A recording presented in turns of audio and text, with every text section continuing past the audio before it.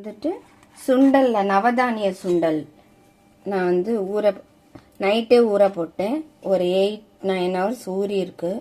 ஊறினொட்டி அதை வந்து முளை கட்டிட்டு நான் இது மாதிரி வேக வச்சு எடுத்து வச்சுருக்கேன். இதில் வந்து கொள்ளு நிறைய 9 வகையான சுண்டல் வந்து வேக. இப்போ இதை மிக்சியில் வந்து இதெல்லாம் அரைக்கணும். தேங்காய், 2 பச்சை மிளகா, மஞ்சள் பொடி, கொஞ்சோண்டு இது சால்ட்டு போட்டிருக்கேன். இங்கே வந்து மாங்காவும் கேரட்டு கட் பண்ணி வச்சுருக்கேன். இது துருவி வச்சுருக்கேன். இதை வந்து பல்சர் மோடில் அரைச்சி வச்சுருக்கேன். இப்போ வானலியில் எண்ணெய் கொஞ்சம் விட்டுக்கணும். கொஞ்சமாக எண்ணெய் விட்டுட்டு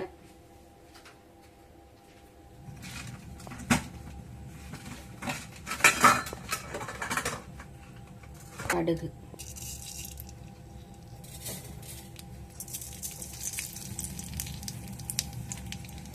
கடுகு பொரிஞ்சோட்டி பெருங்காயத்தூள் கொஞ்சம், 2 கருவேப்பிலை போட்டுட்டு இந்த சுண்டல் வந்து வேக வச்சு வச்சுருக்கோம். இந்த சுண்டல்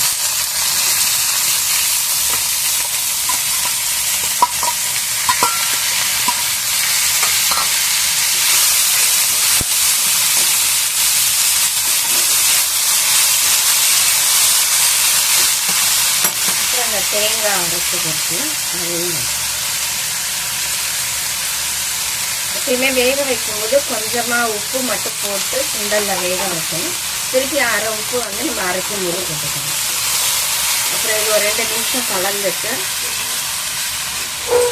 அதுக்கப்புறம் கேரட்டும் மாங்காவும் போட்டு கொத்தமல்லி இருந்துச்சுன்னா கொத்தமல்லியும் போட்டு இறக்கி வச்சிடணும். அவ்வளோதாங்க. தேங்க்யூ.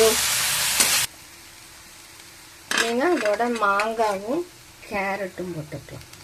உங்களுக்கு வேணும்னா போட்டுக்கலாம், ஆப்ஷன் தான் இதெல்லாம். இவ்வளோ நேரம் வாட்ச் பண்ணதுக்கு ரொம்ப தேங்க்ஸ். சுவையான சுண்டல் ரெடி.